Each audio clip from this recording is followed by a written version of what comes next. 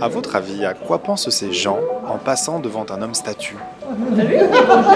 Ces rires-là, sont-ils amusés ou moqueurs? Combien de temps il peut rester immobile ou à quoi il ressemble sans son maquillage? Ceux qui aiment parler d'argent se demandent peut-être combien de pièces remplissent sa boîte de conserve à la fin de la journée. Moi, quand j'ai vu Jacques pour la première fois, une seule question m'obsédait. Allez Benoît, un peu de courage. Après tout, une simple phrase sépare un inconnu d'une connaissance. Excusez-moi, je peux vous déranger?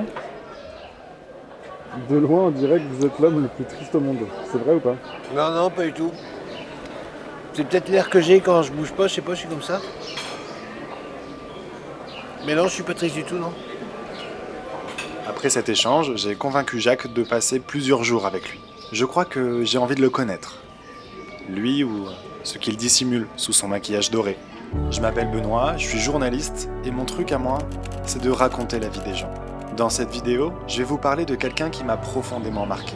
Jacques, l'homme en or. C'est ma toute première vidéo sur YouTube, alors j'espère qu'elle vous plaira autant qu'il m'a plu de la faire. N'hésitez pas à la partager, voire même à vous abonner à ma chaîne si vous avez aimé. Et quand vous croiserez Jacques dans la rue, donnez-lui bien le bonjour de ma part.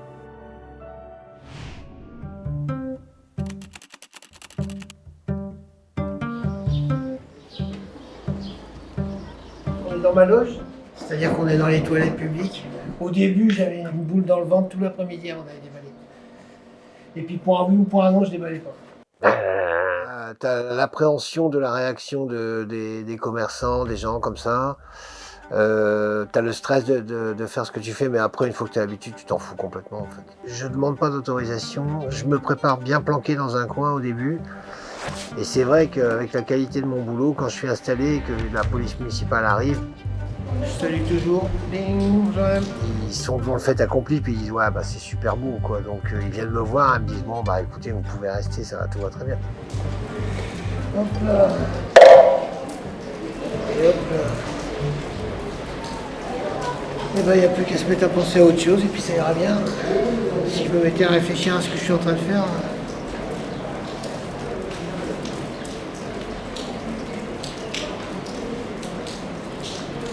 Vous voyez ce mur de vieilles pierres?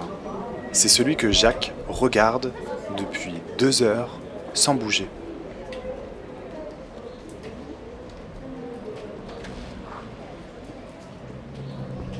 C'est dur de rester immobile comme ça.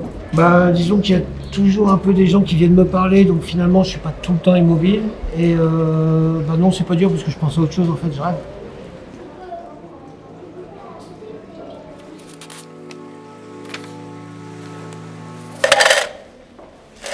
SP8, 9 et des pièces rouges en 2 heures. Ce qui est pas terrible. Mais je vais pas vous dire combien je fais d'habitude. Si je vous disais combien je faisais au début, genre en 2009, de 2009 à 2015, vous ne me croiriez pas. Avant, je me faisais 300 € tous les soirs. De 18h à 23h30. Bien placé en juillet-août, hein, dans le sud de la France. Et bon, maintenant, c'est abaissé, c'est plus ça.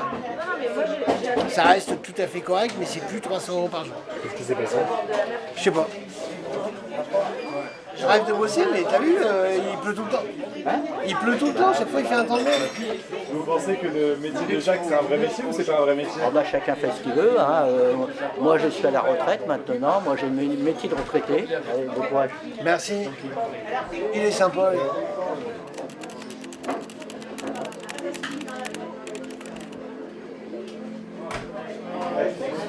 Je vous dois un bas de doigt et un thé. 7. Et puis voilà, ça ira. Merci mademoiselle, à bientôt. Au revoir. Et ma parole, mais j'ai la poisse, il pleut et il pleut encore.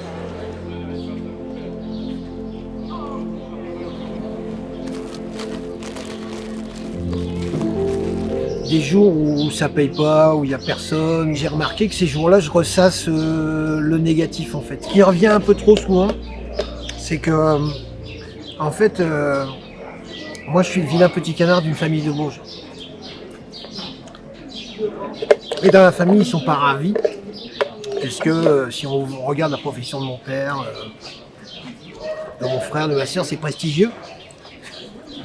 Et moi je fais la statue vivante dans la rue, donc c'est moi On fait moins de manières avec ça forcément. Hein.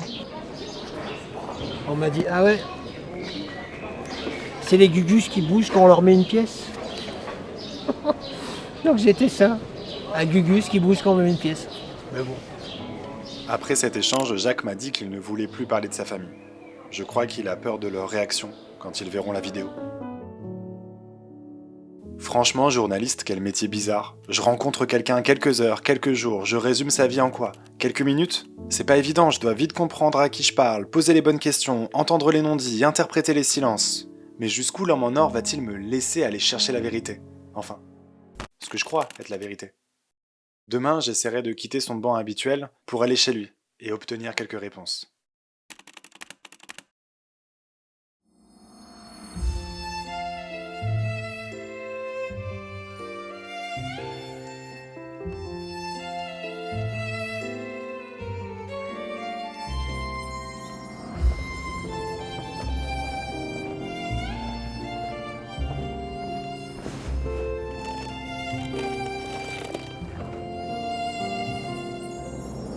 T'en manges pas mal des bonbons?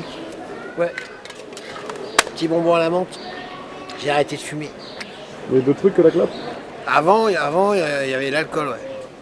J'ai arrêté de boire à 35 ans. C'est la meilleure idée que j'ai eue. Jeune, je faisais la fête. À partir de 21 ans, j'ai commencé à boire un verre de vin tous les soirs. J'ai commencé à me griller au travail, à arriver un peu avec les yeux cassés. J'ai fait ça un million de fois. Mais... ouais, quand j'avais 27, 28, ça a commencé. Je me rappelle des premiers souvenirs où au boulot on me disait mais qu'est-ce que t'as fait hier? T'avais une communion ou qu'est-ce qui s'est passé? Parce que j'arrivais avec les yeux mais cassés. Quoi. Il y a ma fille qui m'a fait un pétage de plomb. Elle m'a dit viens te coucher, t'arrêtes de boire du vin jusqu'à 3h du matin. Elle devait avoir 12-13 ans. Et puis voilà quoi. J'ai pas voulu la décevoir, elle m'a réveillé. Ça, c'est la photo de ma fille et moi, tous les deux habillés en or, et on a fait la statue vivante ensemble. C'était au Cap d'Agde. C'est quand elle m'a vu faire, elle m'a dit devine qui va prendre la relève, et puis elle s'y est mise, quoi. Elle le fait beaucoup? Non, elle le fait uniquement en vacances. Quand elle part en vacances dans le sud l'été, elle le fait. C'est une surprise super importante pour toi. Ouais, ça m'a fait plaisir. Bienvenue chez l'homme en or. Les gens, quand ils t'abordent dans la rue, ils pensent parfois que t'as pas de maison. Tout le temps, ouais. Ils sont convaincus que quand on fait la statue vivante, on est là toute la journée. Faut mettre une pièce, sinon il va pas manger et il a pas de maison. C'est pas la réalité. Non, pas du tout, mais bon. Ouais, j'ai fait plein de métiers. J'ai été acheteur-vendeur de poissons, j'ai été chef de rayon dans le bricolage, barman de saison, commercial dans le matériel chirurgical. Je me faisais virer, je m'en foutais. Malheureusement pour moi, mes parents m'ont jamais demandé ce que je voulais faire, quoi. Ils m'ont poussé dans une école de commerce, quitte à me rappeler mes échecs et cultiver mes échecs en me disant t'y arrives pas, t'as déjà redoublé, t'as déjà ceci, t'as déjà cela. Finalement, j'ai pas du tout choisi ce que j'ai fait, j'ai pas non plus du tout fait ce que j'ai voulu. Jusqu'à ce que je vois un mec qui fait la statue vivante et que je me dise allez go, je vais faire ça.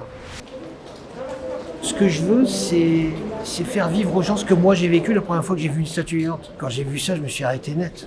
Je me suis dit c'est pas vrai, c'est pas une statue, c'est un mec et tout. J'en revenais pas. Je me suis dit je veux faire pareil et ce que je veux, c'est que les gens soient scotchés, interpellés comme moi je l'ai été en fait. Et ça marche.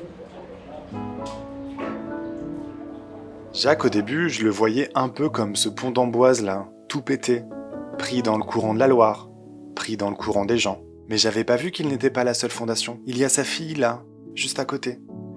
C'est plutôt moi là ce soir qui me retrouve tout seul comme un con dans ma chambre d'hôtel à regarder une série un peu pourrie sur la TNT en mangeant un filet aux fiches froid. Ça remue à l'intérieur. Aucune rencontre, quand tu es journaliste, et notamment celle de l'homme en or, ne laisse de marbre, sans mauvais jeu de mots minéral.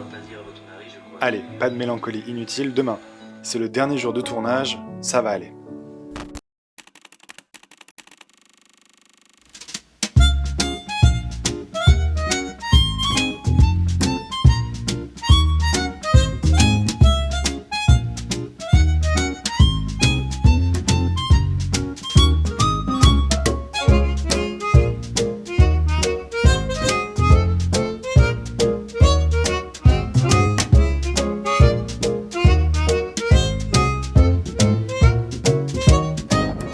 Ça te gêne pas de t'installer juste à côté de moi? Je suis installé là à 2 mètres là. C'est grand en bois, tu peux te mettre autre part, hein. T'es pas obligé de te mettre ici.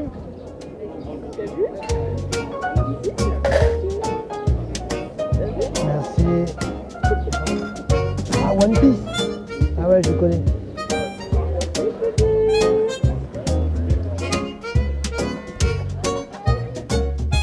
Je fais quelque chose qui plaît énormément.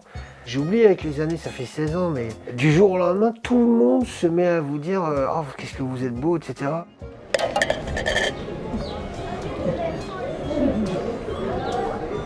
J'ai reconnu la petite pièce parce que les petites pièces rouges, elles rebondissent, c'est celles qui font le plus de bruit, elles font le ding ding ding ding ding. Les pièces de 2, c'est celles qui font moins de bruit. Les pièces de 2, elles font. L'idéal, c'est quand il n'y a pas de bruit du tout, c'est les billets. Les billets, ça fait pas de bruit. Avant, j'étais debout, et puis on pouvait pas me louper. Avec les années, je me suis assis et je me suis surtout incrusté dans le décor. Quand je ferme les yeux, il n'y a plus l'acteur, il n'y a plus qu'une statue.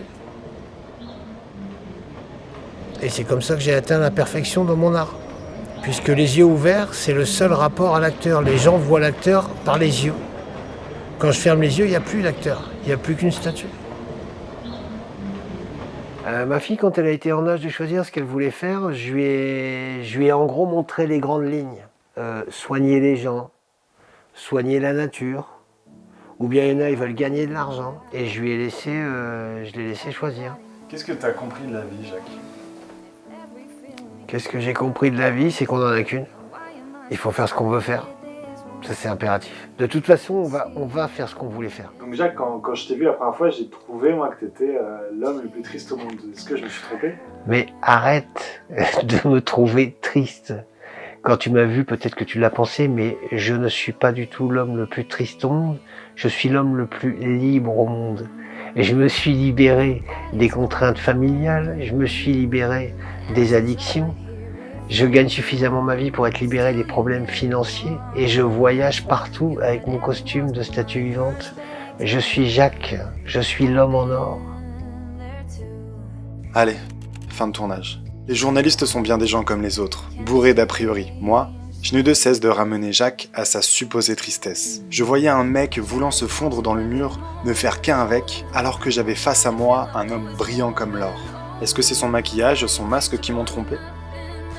Au fond, non, je sais, je crois que... Ouais. Je crois que ça me rassurait de savoir qu'il existait une personne sur cette terre plus triste que moi.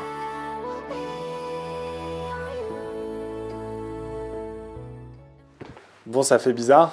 C'est ma toute première vidéo diffusée sur YouTube. J'espère que la vidéo vous a plu, que l'histoire de Jacques vous a touché peut-être et même questionné sur les choix que vous avez fait dans votre vie. Des vidéos comme celle-ci, je vais en réaliser d'autres. Je vais rencontrer d'autres personnes, je vais raconter d'autres histoires, je vais faire d'autres reportages. N'hésitez pas à vous abonner si vous avez aimé, puisque je crois que c'est important sur YouTube quand même. En attendant, sachez aussi que je vais réaliser quelques reportages sur la chaîne d'une journaliste que je trouve extraordinaire qui s'appelle Camille Courcy.